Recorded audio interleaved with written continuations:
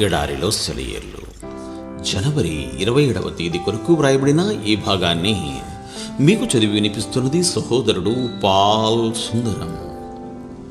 మిమ్మును పూర్ణులుగా చేసి స్థిరపరచి బలపరచును. 1 పేతురు 5వ అధ్యాయము 10వ వచనం.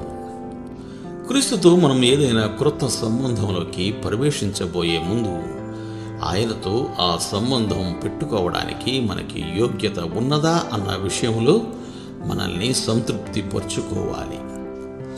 అందుకు తగ్గ మనోవికాసం మనకి ఉండాలి.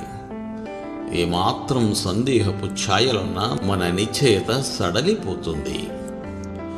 ఇది గ్రహించి మనం ఆ నిర్ణయాన్ని, ఆ సమర్పణను, ఆ మార్గాన్ని నిస్సందేహంగా ఎంచుకోవాలి. ఒక చెట్టు నేలలో నాటుకొని ఉన్నట్టు వివాహ వేదిక మీద వధువు వరునికి శాశ్వతంగా అంకితమైనట్టు మరి తిరుగు లేకుండా ఒకేసారి బేషరతుగా ఇది జరిగిపోవాలి. ఆ పైన స్థిరపడి బలపడి పరీక్షలను ఎదుర్కోవడానికి కొంతకాలం పడుతుంది.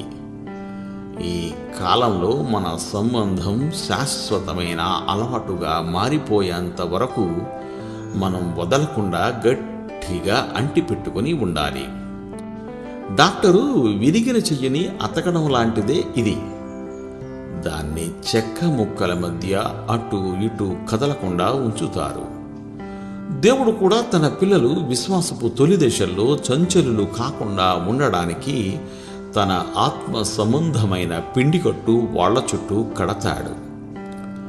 ఇది మనకి కష్టంగా ఉండవచ్చు గాని తన నిత్య మహిమకు క్రీస్తునందు మిమ్మును పిలిచిన సర్వ కృపానిధియగు దేవుడు కొంచెము కాలము మీరు శ్రమపడిన పిమ్మట తానే మిమ్ములను పరిపూర్ణులుగా చేసి స్థిరపరిచి బలపరచును.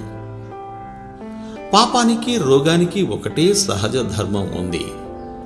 పరిస్థితులు ప్రభావానికి మనము లొంగి కృంగితే ఇక అంతే. శోధకుని శక్తి మనల్ని పూర్తిగా అధోగతికి తొక్కేస్తుంది. అయితే ఆత్మీయ జీవనానికి, భౌతిక జీవనానికి కూడా వర్తించే మరొక ధర్మం కూడా ఉంది. క్రీస్తులో ఉంటే మనం వర్ధిల్లుతాము. ఈ సూత్రం మొదట చెప్పిన సూత్రాన్ని నిర్వీర్యం చేసి దానికి అధికారం లేకుండా చేస్తుంది.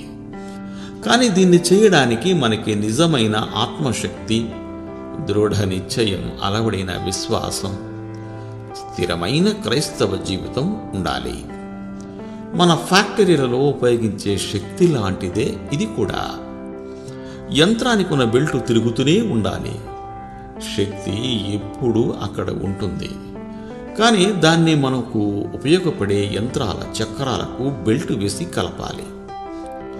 ఇలా చేసినప్పుడు మాత్రమే ఆ జనరేటర్లోని శక్తి మిగతా యంత్రాలన్నిటినీ తిప్పుతుంది.